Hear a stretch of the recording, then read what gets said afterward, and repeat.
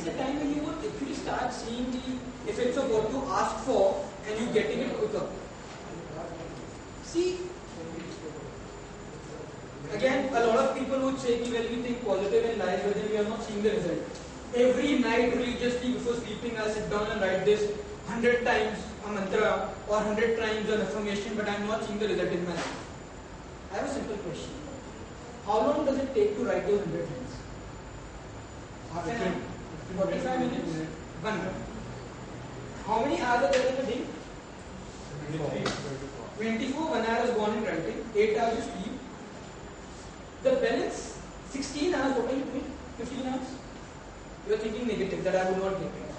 Now, if somebody up there is listening for full 24 hours, is not closing his ears when you are not writing your affirmations. And if you expect God to give you something only based on that 1 hour, well, it's difficult. I'm not saying it cannot happen, but I feel it's difficult. What can happen is that 1 hour, if it's done at a strategic time, like before sleeping or just after getting up, could actually influence your thought process for throughout the day, which then obviously makes a different story altogether. So, accepting the situation is very important. Yes, having a vision of what you want to change in life is again very important. Apart from the vision, there are ways that you reach from a negative state of mind to a positive state of mind. A couple of which we have already spoken about. Different things to different people. About the numerology. Well, maybe numbers are important. I'm not debating, I'm not denying because I'm not a numerologist, I have no information about numerology as such. But the fact is also that at some level it's all a question of a belief system.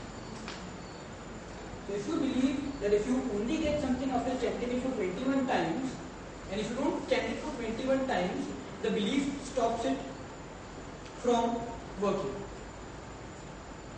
Which means, there are certain situations in my life that I want to resolve. I have an issue with one of my bosses, and I want to improve my relationship with him. One way to look at it is, every day for 21 days, if I chant 21 times a day that or affirm that, well, my relationship with my boss is good, my relationship with my boss is good, it would improve. Surely it can.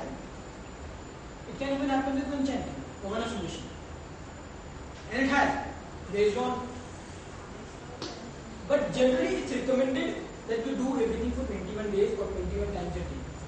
The reason is, physiologically speaking, it takes 21 days for a neuropathway to develop. Neuropathway. Neuropathway is basically something of a habit. Okay? So when you are driving, the very first day it will be difficult. The second day becomes easier. The third day becomes easier. By the 21st day, if you have been driving consistently every day, you are far more comfortable with everything.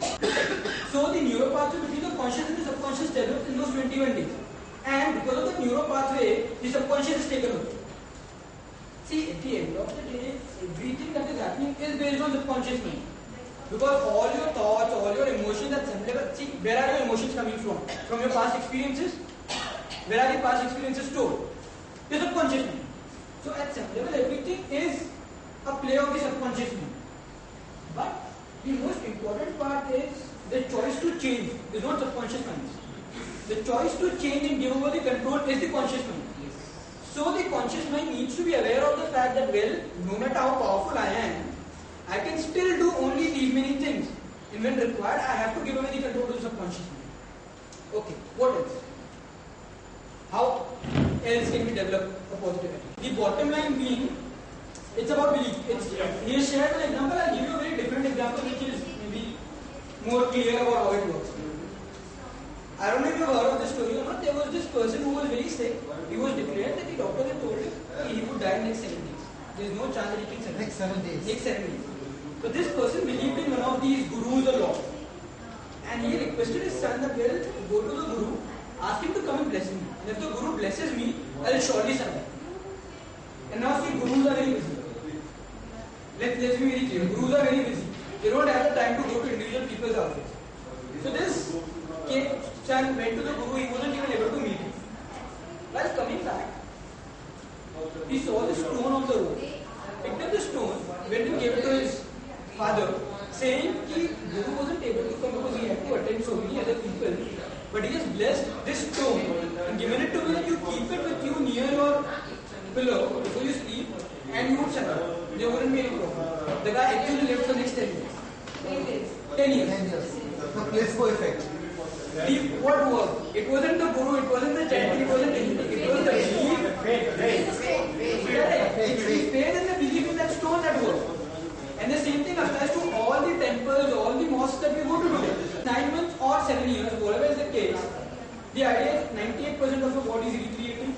So if you can just give it the right way to recreate, don't you think all your problems can actually be sorted out, all your physical problems can actually be sorted out within that period? That's where positive thinking comes in. Okay. Now,